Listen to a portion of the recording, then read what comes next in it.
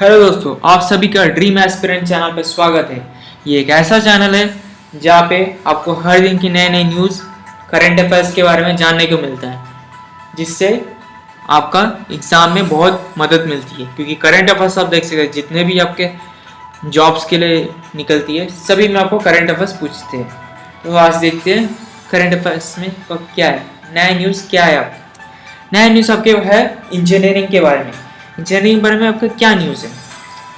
Engineering में क्या news बोला गया आपका, जो फिजिक्स और मैथ्स है, PCM, physics chemistry maths, mainly बोला गया आपका फिजिक्स और मैथ्स के बारे में। फिजिक्स और मैथ्स आगे चल के शायद जरूरी ना हो।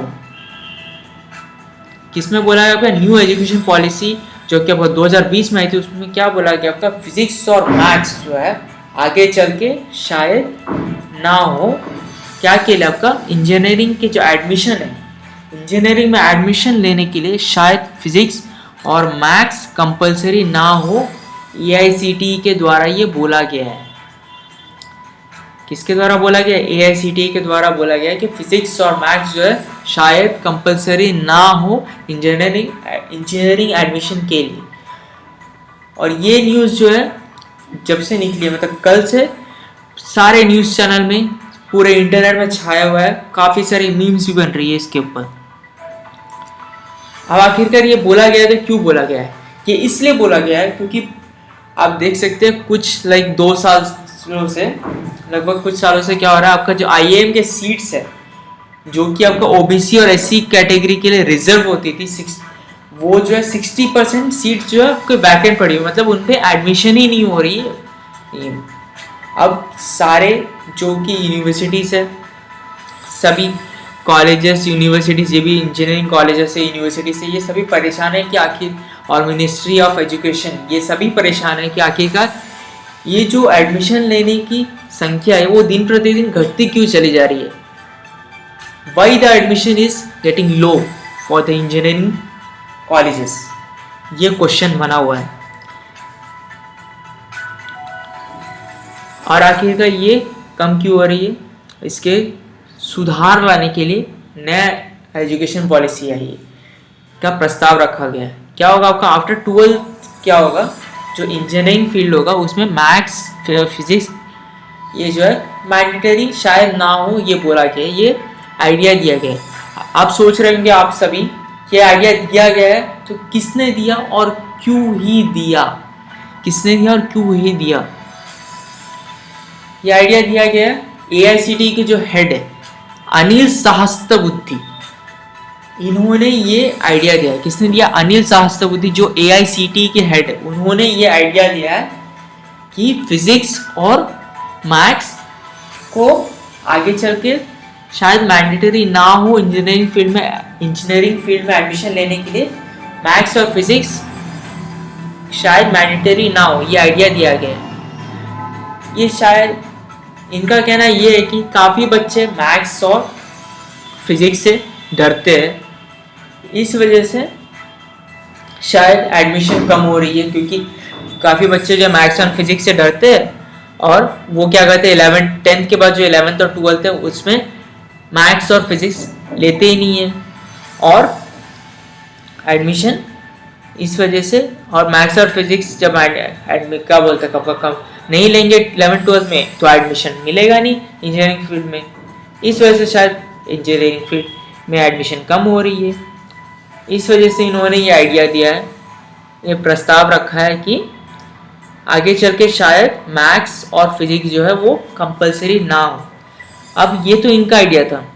अब ये सिर्फ इनका आइडिया देखने से नहीं होगा, ये चाहते हैं कि जनता भी बताए, मतलब जो पेरेंट्स है, वो जो स्टूडेंट्स है, वो भी बताए कि आखिरकार एडमिशन क्यों नहीं लिया जा रहा है ज़्यादा एज कम्पेयर टू पहले। अभी एडमिशन क्यों कम ले रहे हैं, ये एडमिशन कम लेने का रीज़न क्या है?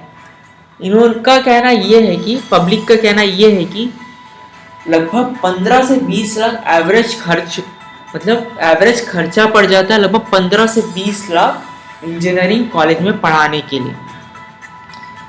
और किसी किसी कॉलेज में तो देख सकते हो लगभग 20-30 लाख भी खर्चा होता है। किसी किसी कॉलेज में तो आपका 8-9 लाख में भी खर्चा निपट जाता है। लेकिन अब बात आती है इतना खर्चा जब कर रहे हैं तो एक अच्छी रेपुटेड जॉब्स भी होनी चाहिए जिसका तनख्वाह ज़्यादा हो, जिसका सैलरी ज़्यादा हो। बट क्या होता है आखिरकार इतने पैसे खर्च करने के बाद भी आपका सैलरी, एवरेज सैलरी कितना होता है? लगभग 30,000, 20 से 30,000 ही मैक्सिमम लोगों को इतना ही सैलरी मिलती है। भले काफ़ी बहुत सारे बच्चों का ऐसा भी होता है आपका 60,000, 70,000, लगभग 1 लाख के ऊपर भी सैलरी होती है। लेकिन जो आपका एवरेज सैलरी है, मैक्सिमम लोगों को क्या होता है 20 से 30,000 ही सैलरी मिलती है।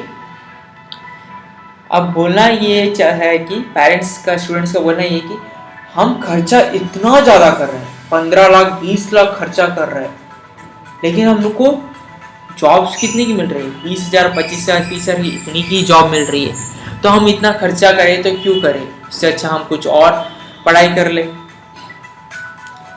उसके बाद हम गवर्नमेंट जॉब्स की प्रिपेयर कर सकते हैं या कोई सिविल सर्विस की जॉब्स की प्रिपेयर कर सकते हैं। हम इतना पैसा खर्चा करें तो क्यों ही करें? अब देखते हैं हम लोग न्यू पॉलिसी के बारे में, जो कि आपका 2020 में आया था।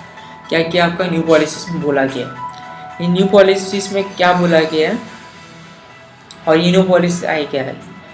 न्यू पॉलिसी में बोला गया है कि का जो 45% मार्क्स है जो कि आपका पीसीएम में कंपलसरी होता था, या कुछ कुछ कॉलेज में देख सकते हैं 50% भी होती थी, वो अब कंपलसरी नहीं होगी।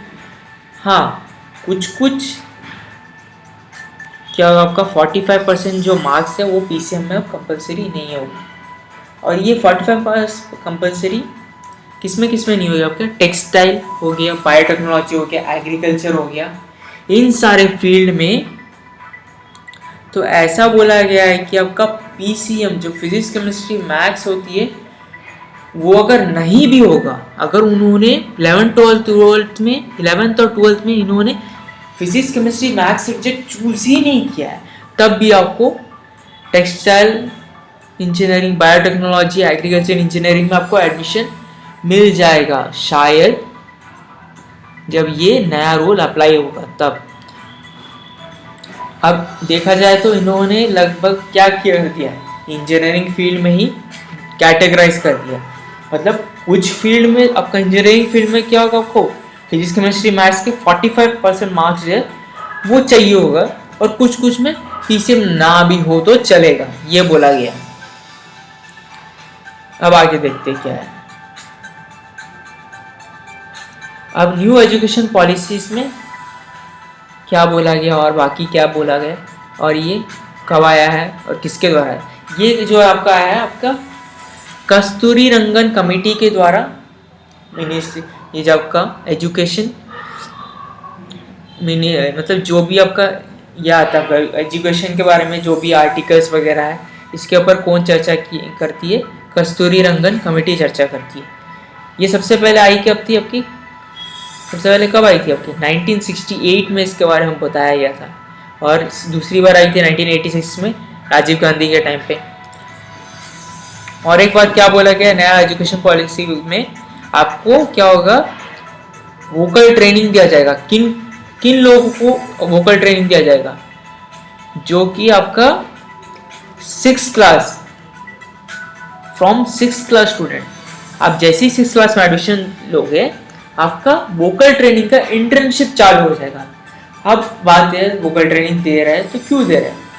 सरकार का कहना यह है कि आपका क्या होगा, अगर हम वोकल ट्रेनिंग देंगे 6th क्लास के बच्चे से को वोकल ट्रेनिंग का इंटर्नशिप देना शुरू करें, तो क्या होगा, हमारा बच्चे क्या होंगे, आत्मनिर्भर होंगे। क्या होंगे? आत्मनिर्भर। फिर से खेल गया ना सरकार आपका आत्मनिर्भर बोल के। कि क्या बोल रहे हैं, अगर आपका 12th के बाद हो गया, कोई भी डिग्री के बाद अगर आपको जॉब नहीं मिलती है तो आपको तो इंटर्नशिप दिया गया है पहले से, आप क्या है, आत्मनिर्भर। आप अपने जॉब खुद क्रिएट कर सकते, आप ही सोच सकते। अगर सभी अपना अपना जॉब क्रिएट करते रहेंगे तो जॉब करेगा कौन? सबके पास खुद, जैसे सोचिए आप, कोई चाय का दुकान लेके बैठ गया, कोई कपड़े का दुकान खोल के बैठ गया, कोई मशीनरीज का दुकान खोल के बैठ गया, कोई मशीन, सभी अपने अपना खोल के बैठ जाएंगे तो आखिर काम करेगा कौन? सभी आत्मनिर्भर हो जाएंगे बोल रहे गवर्नमेंट। क्या यही बोले आप गवर्नमेंट के बारे में? छोड़िए। और एक बात क्या बोला गया आपका, पहले जो है आपका 2% ऑफ जीडीपी सेंटर और स्टेट्स के द्वारा खर्चा किया जाता था एजुकेशन के लिए, अब वो बढ़ा के कितना कर दिया आपका 6%। 6% ऑफ जीडीपी क्या होगा आपका खर्चा किया जाएगा स्टेट और सेंट्रल के द्वारा एजुकेशन के लिए। और आप तो जानते होंगे ह्यूमन, पहले क्या था आपका एजुकेशन के लिए जो मिनिस्ट्री होती थी उसका नाम क्या था आपका? HRD ministry. क्या था? Human resource development ministry. उसका नाम चेंज हो गया, अब क्या हो गया? मिनिस्ट्री ऑफ एजुकेशन हो गया। ये तो आप जानते होंगे सभी। अब आगे देखते हैं क्या क्या है इसमें। ज़्यादा कुछ नहीं है, या आप याद भी ना रखोगे तो भी चलेगा। इसमें क्या बताया गया आपका जो NEP है इस प्रोसेस, इसमें क्या बोला गया आपका, जो कि आपका बचपन है, जबकि आपका 3 साल की उम्र से 18 साल तक की जबकि स्कूल लाइफ है वो जब का 4 स्टेजेस में डिवाइड कर दिया गया है। जैसे कि आपका पहले का 5 साल जो आपका 5 साल हो गया, फिर 3 साल, फिर 3 साल, फिर 4 साल। जैसे पहले के 5 साल में आपका क्या होगा, 3 साल का प्री प्राइमरी के लिए होगा, फिर ग्रेड 1 ग्रेड 2, देन आपका तीसरे उसके बाद नेक्स्ट 3 साल के लिए क्या होगा 3 4 5, देन 6 7 8, देन उसका 9 10 11 12। ठीक है, ये आप याद भी ना रखोगे तो चलेगा क्योंकि एग्जाम में ये सब पूछा नहीं जाता है। उसके बाद आपका ये जो आपका एजुकेशन के बारे में कौन सी सूची में आई है? आपका कॉन्करेंट सूची में। और इसके लिए कौन सा आर्टिकल है एजुकेशन के लिए? 21A, right to education. क्या है आपका? Right to education, RTE, right to education. अब इस RTE के अंदर आपका क्या बोला गया है? 6 to 14 ईयर्स के जो बच्चे होते हैं इनके लिए एजुकेशन कंपलसरी है। क्या है आपका? 6 to 14 ईयर के जो बच्चे हैं उनके लिए क्या आपका education compulsory as per the RTE guidelines. Article number 21A के द्वारा बोला गया है कि 6 to 14 ईयर्स के बच्चे के लिए एजुकेशन कंपलसरी है। और क्या बोला गया है आपका जो 25% सीट्स होगी वो हर एक स्कूल में रिजर्व होगी गरीब बच्चों के लिए। तो आज के लिए इतना ही दोस्तों, धन्यवाद। सभी नए इंफॉर्मेशन के बारे में जानने के लिए आप सभी चैनल को सब्सक्राइब कर लें और लाइक करना ना भूलें। थैंक यू दोस्तों।